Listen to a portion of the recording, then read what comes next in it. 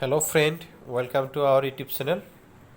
যোৱা 31 তাৰিখত হৈ যোৱা যেটো অসম টেট আছিল অসম টেটৰ এলপি পেপাৰত চাইল্ড ডেভেলপমেন্ট এণ্ড পেডাগজিৰ প্ৰশ্ন কাকতখনলৈ বহুতো বিতৰ্কমূলক মন্তব্য আহি আছে ফেচবুকত ইভেন কি হোৱাটছআপ গ্ৰুপবিলাকতো এটা বিশেষ কিতাপৰ নাম উল্লেখ কৰা হৈ আছে যে কিতাপখনৰ পৰা কেইটা প্ৰশ্ন আহিছিল এনেকুৱা ধৰণৰ কথাবিলাক চলি আছে সো ময়ো চালোঁ বস্তুখিনি মই চোৱাৰ পিছত তাতে মই দেখা পালোঁ কিতাপখনৰ পৰা ডাইৰেক্ট 13টা 14টা প্ৰশ্ন আহিছে ডাইৰেক্ট কোশ্চিনটো হুবহু কোশ্চিনটো উঠাই দিছে আৰু বাকি 8টামান প্ৰশ্ন কিতাপটোৰ ভিতৰৰ পৰা অৰ্থাৎ কনচেপ্টৰ পৰা দিছে সে কিতাপখনত লাষ্টৰ ফালে 300 প্লাছ কোশ্চিন এনসাৰ দিয়া আছিল কোশ্চিনখিনিৰ যেটো এনসাৰ কি দিয়া আছিল ম্যাক্সিমাম এনসাৰ কিয়ে ভুল থকা কাৰণে কিতাপখন হয়তো বহুতে নপঢ়িলে কিন্তু সেইখন কিতাপৰ পৰা প্ৰশ্নখিনি দিয়া হ'ল সে এখন টেটৰ গাইড হে আছিল মই কিতাপখন এবাৰ দেখাই লৈছো আৰু প্ৰশ্নবিলাক কি আছিল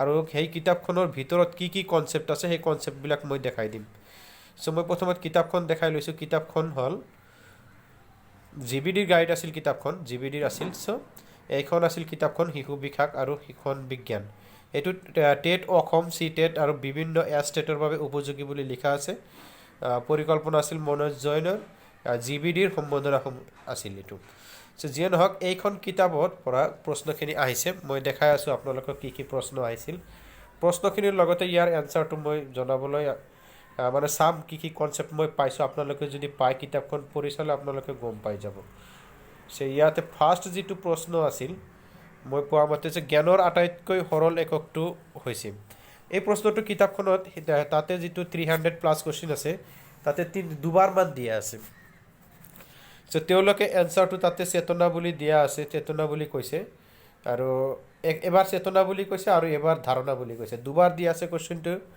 সো এবাৰ চেতনা বুলি কৈছে আৰু এবাৰ ধাৰণা বুলি কৈছে এতিয়া আপোনালোকে চিন্তা কৰি চাওক কোনটো এনসাৰ হ'ব নেক্সট এনসাৰ কি যেটো দিয়া আছিল নেক্সট যেটো কোশ্চিন আছে অনুসূচিত জাতি অনুসূচিত জনজাতি আৰু অন্যান্য পিছপৰা জাতিৰ শৈক্ষিক উন্নতিৰ বাবে বিশেষ সুৰক্ষা প্ৰদান কৰাৰ কথা উল্লেখ থকা ভাৰতীয় সংবিধানৰ অনুচ্ছেদটো সো তেওঁলোকে যেটো কিতাপখনত এনসাৰটো যেটো সেট কৰিছে হেতু হল 21 নং অনুচ্ছেদ আৰু একচুয়ালটো হ'ব লাগে কিমান 46 নং অনুচ্ছেদ আৰু এইটো কনসেপ্টত কিতাপখনৰ ভিতৰত যেটো কনসেপ্ট আছে তাতে কিন্তু 46 নং আছে মই দেখাই দিছো আপোনালোকক সে ইয়াতে চাওক তেওঁলোকৰ কিতাপখনৰ ভিতৰতে লিখা আছে 31 নম্বৰ প্ৰশ্নত সংবিধানৰ 46 নং অনুচ্ছেদত উল্লেখ কৰা হৈছে যে ৰাষ্ট্ৰীয় দুৰ্বল শ্ৰেণীৰ লোক বিশেষকৈ অনুসূচিত জাতি অনুসূচিত জনজাতি শৈক্ষিক আৰু অৰ্থনৈতিক প্ৰয়োজনীয় বিশেষ যত্ন সহকাৰে উত্তৰণ ঘটাব আৰু তেওঁলোকৰ সামাজিক অন্যায় আৰু সকলো প্ৰকাৰৰ শোষণৰ পৰা সুৰক্ষা প্ৰদান কৰিব এটো 46 নং অনুচ্ছেদৰ কথা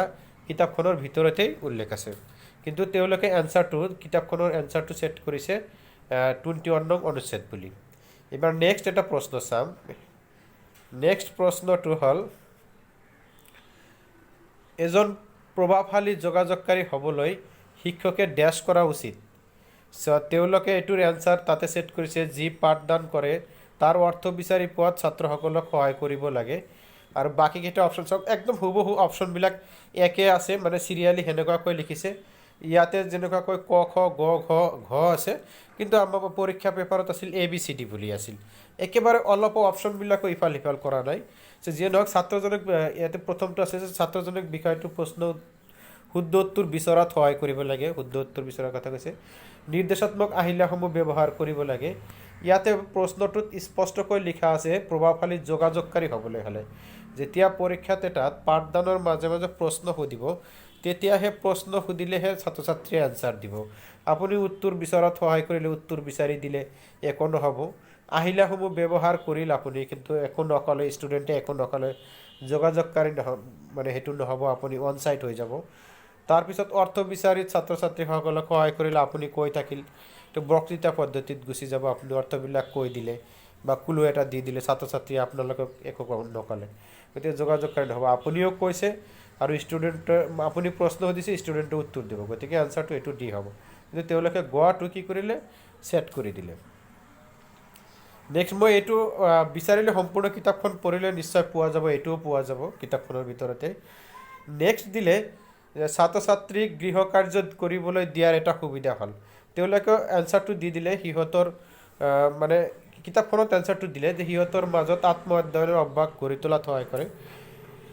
আৰু এবাৰ প্ৰশ্নটো দিয়া আছে শিক্ষক এজনে কি কৰিব লাগে বুলি দি তাতে প্ৰশ্নটো এনেকুৱাকৈ দিয়া আছে যে আপুনি শিক্ষাৰ্থীক গৃহকৰ্ম কিয় কৰিবলৈ দিয়ে, শিক্ষক হিচাপত মানে মূল্যায়ন কৰিছে। তাতে এই দুটা তিনিটা এই তিনিটা আছিল অপশ্যন তাতে, কিন্তু আপোনাক তাতে তাতে এনচাৰটো এনেকুৱাকৈ দিছে ঘৰত পঢ়িবলৈ উৎসাহিত কৰা, সেইটো 1 নম্বৰত দিছে। আৰু এনচাৰ আৰু এটা কাৰেক্ট দিছে 2 নম্বৰত দিছে, এইটো কাৰেক্ট। অৰ্থাৎ ফাৰ্ষ্ট প্ৰিফাৰেঞ্চ এই একেখন কিতাপতে এইটোত দিছে, ছেকেণ্ড প্ৰিফাৰেঞ্চ এইটো লাইনত দিছে। অৰ্থাৎ ফাৰ্ষ্ট প্ৰিফাৰেঞ্চটো দিছে সিহঁতক ঘৰত অধ্যয়নৰ বাবে উৎসাহিত কৰিবলৈ, আৰু ছেকেণ্ড প্ৰিফাৰেঞ্চটো দিছে সিহঁতৰ মাজত আত্ম অধ্যয়নৰ অভ্যাস বিকাশ কৰিবলৈ। কিন্তু এইটো সিহঁতক ঘৰতে ব্যস্ত ৰাখিবলৈ এইটো দিয়া নাই। কিন্তু য'ৰ পৰা কোশ্চিনটো লোৱা হৈছে, য'ৰ পৰা কোশ্চিনটো দিছে তাতে কিন্তু এনচাৰটো দিয়া আছে সিহঁতৰ মাজত আত্ম অধ্যয়নৰ অভ্যাস গঢ়ি তোলাত সহায় কৰে। এবাৰ নেক্সট প্ৰশ্নটো হ'ল এইটো দিয়া আছিল নেক্সট প্ৰশ্ন যে ছাত্ৰ ছাত্ৰীসকলৰ মাজত নৈতিক মূল্য বিকাশ ঘটাবলৈ ব্যৱহাৰ কৰিব পৰা শ্ৰেষ্ঠ পদ্ধতি। কিতাপখনত এনচাৰ কি দিয়া আছে এই প্ৰশ্নটোৰ, নিজকে আদৰ্শ ব্যক্তি হিচাপে উপস্থাপন কৰা। আৰু যদি কিতাপখনৰ যদি কনচেপ্টটো যদি আমি চাওঁ তেনেহ'লে কিতাপখনৰ কনচেপ্টত আপুনি পাব, ইয়াতে চাওক শিশুসকলৰ মাজত নৈতিক বিকাশ সাধন কৰাত শিক্ষকৰ ভূমিকা কি আছে। আপুনি এবাৰ পঢ়ি চালে গম পাই যাব। মই তথাপি 2-3টামান লাইন পঢ়িছোঁ। ফাৰ্ষ্ট লাইনটোত দিয়া আছে শিক্ষাৰ্থীক নৈতিক প্ৰসংগ সম্বন্ধীয় আলোচনাত জড়িত কৰিব লাগে, প্ৰসংগটোৰ বিষয়ে সিহঁতৰ নিজস্ব দৃষ্টিভংগী প্ৰকাশ কৰিবলৈ ক'ব লাগে, আৰু পিছত সিহঁতক এনে পৰিস্থিতিত উপযুক্ত ব্যৱহাৰ কি হোৱা উচিত সেই বিষয়ে ক'ব লাগে। নিয়মানুৱৰ্তিতা, সততা, সৰলতা, সত্যবাদিতা গুণবোৰৰ শিক্ষা দিয়াত সহায় কৰিব লাগে। শিক্ষাৰ্থীক সত্য কথা ক'বলৈ আৰু সিহঁতৰ ভুলবোৰ স্বীকাৰ কৰিবলৈ অনুপ্ৰাণিত কৰিব লাগে। মই জাষ্ট এইখিনি লাইনেই কৈছোঁ, যদি আপুনি এতিয়া কুৱেশ্যনটো পঢ়ে নিশ্চয় আপুনি গম পাই যাব এনচাৰটো কি হ'ব লাগে, সেইটো হ'ব নে কোনটো হ'ব।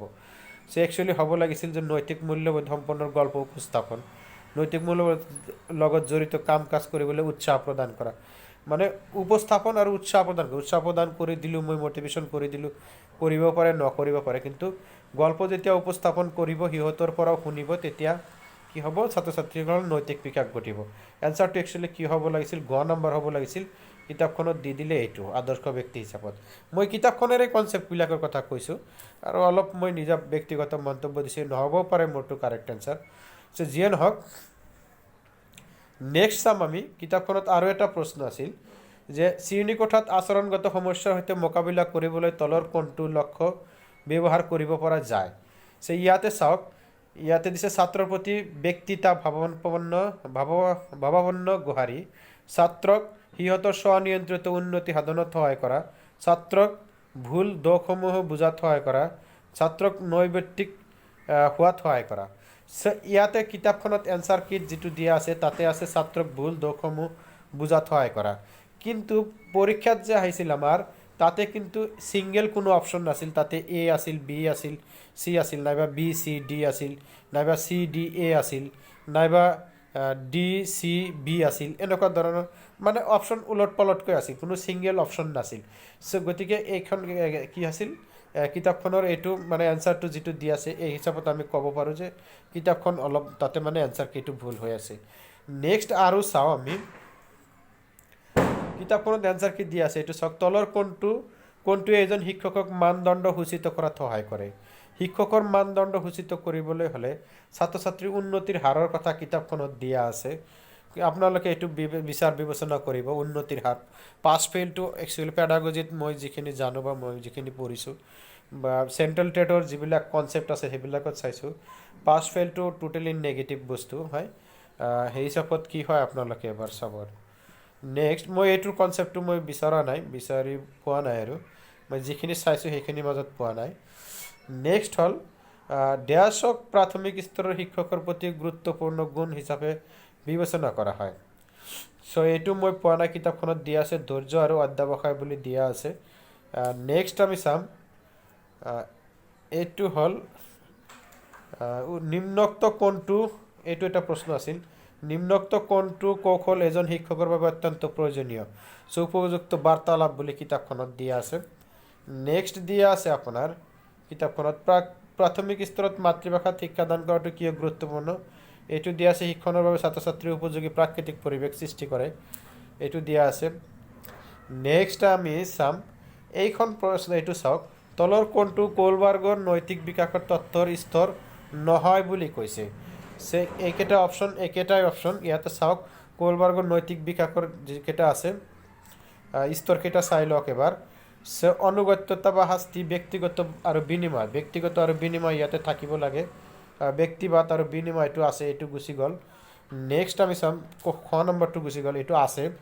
তাৰপিছত আছে আপোনাৰ বিশ্বজনীন নীতি নিয়ম, সামাজিক চুক্তি আৰু ব্যক্তিগত অধিকাৰ। বিশ্বজনীন নীতি নিয়ম বুলি কৈছে যিটো, সেইটো হ'ব সাৰ্বজনীন নীতি, আৰু সামাজিক সংযোগ আৰু সামাজিক অধিকাৰ এইটো আছে। কিন্তু তাতে অপশ্যনত চাওক আন্তঃব্যক্তিক সম্পৰ্ক, আন্তঃব্যক্তিক সম্পৰ্কটো নাই।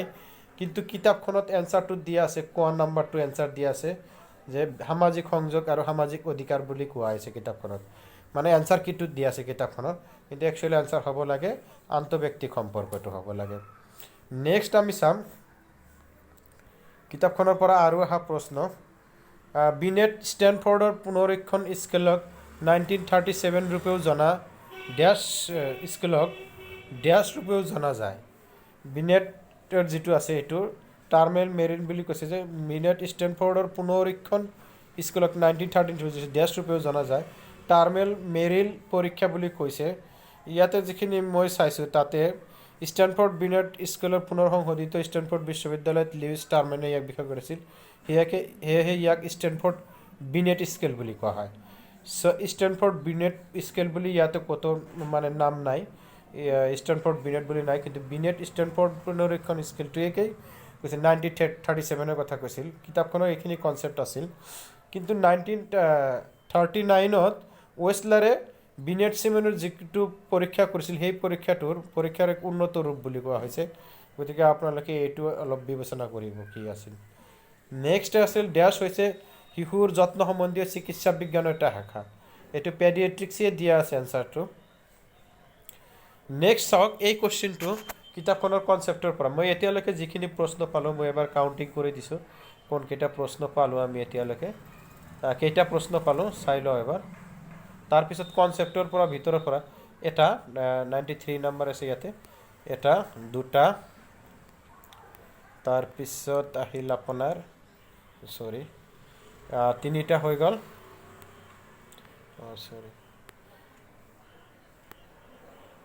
4 5 এইটো নহয়,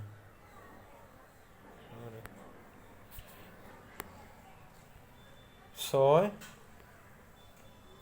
7 8 9 10 11 12 আৰু লাষ্ট এটা আছিলে যিটো বোলো 13 নম্বৰ। এইখিনি কথা ক'লোঁ যে এইখিনি ডাইৰেক্ট 14টা বুলি কৈছে, এখন ইউপি পেপাৰত আছিল। যিয়ে নহওক এইবাৰ চাওক নৈতিক এই প্ৰশ্নটো ডাইৰেক্ট আহিছিল। এজন ব্যক্তিক কেৱল মনৰ শিক্ষা দি নৈতিকতাৰ শিক্ষা নিদিয়াটো সমাজৰ বাবে এক ভাবুকি স্বৰূপ। কথাষাৰ কোনে কৈছিল? এইখন কিতাপৰ পৰাই এই প্ৰশ্নটো আহিছিল। গতিকে আৰু এটা কুৱেশ্যন ধৰিব পাৰে। নেক্সট আহিছিল আপোনাৰ IQৰ ধাৰণাটো প্ৰথমবাৰৰ বাবে কোনে দিছিল, সেইটো এটা প্ৰশ্ন আহিছিল। এইটো আহিছিল আপোনাৰ। নেক্সট হ'ল আপোনাৰ এইটো আহিছিল ক্ৰেছমাৰ্ছৰ যিটো আছে শ্ৰেণী বিভাজন আছিল, ব্যক্তিত্বৰ শ্ৰেণী বিভাজন, এইটো ইয়াৰ পৰাই আহিছিল। নেক্সট আপুনি চাওক যে বৰ্তমান 4টা মুখ্য প্ৰতিষ্ঠানে লিংগ বৈষম্যৰ ভিত্তিক সমাজ গঠনক মানি আহিছে, ইয়াৰ ওপৰত গুৰুত্ব প্ৰদান কৰিছে এই প্ৰতিষ্ঠানসমূহটো। এই 4টা একেবাৰে মাজৰ পৰা কোনোবা এখনৰ মাজৰ পৰা এই 4টা লাইন আছিল, মাজত আছিল পেজৰ, মই চাইছোঁ। সেনেকুৱা ঠাইৰ পৰা জেনেৰেলি প্ৰশ্ন নহয়। নেক্সট আছে আপোনাৰ ডিছলেক্সিয়া, ডিছকেলকুলিয়া, ডিছগ্ৰাফিয়া, ডিছপ্ৰেক্সিয়া, তাৰপিছত আপোনাৰ শ্ৰৱণ সমস্যা বা তথ্য আহৰণ সমস্যা। এইকেইটাও আহিছিল ইয়াৰ পৰাই। এই বিশেষ কিতাপখনৰ কথা কোৱা হৈছে। ইয়াতে 1 2 3 4 5টা, মই ইয়াতে 5টা কৰিছোঁ আৰু 2টা মই অলৰেডি ডিলেট কৰি দিলোঁ। 2টা মই টোটেল 21টা পাইছিলোঁ। যিয়ে নহওক আপোনালোকে ইমান মানে ভয় কৰিবলগীয়া একোৱে নাই। যদিও কিতাপখনত এনচাৰ কি ভুল আছে, কিন্তু সেই ভুলখিনি ফাইনেল আমাৰ যিটো ৰিজাল্ট হ'ব, ৰিজাল্টত সেনেকুৱা ধৰণৰ এনচাৰ কি আহিব নালাগে।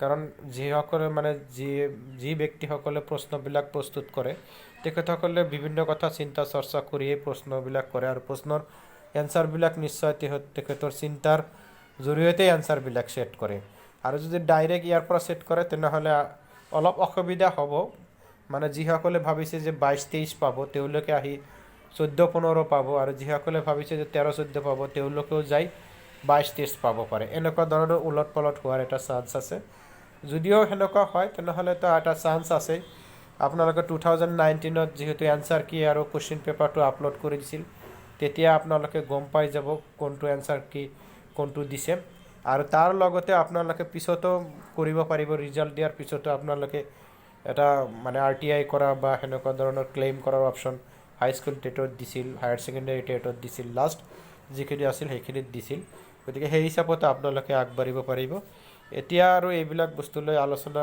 নকৰাকৈ থাকি মানে লাষ্টতলৈকে অপেক্ষা কৰক এনচাৰ কি দিয়ালৈকে অপেক্ষা কৰক মানে প্ৰশ্নখিনি আপলোড কৰালৈকে অপেক্ষা কৰক ঠিক আছে থেংক ইউ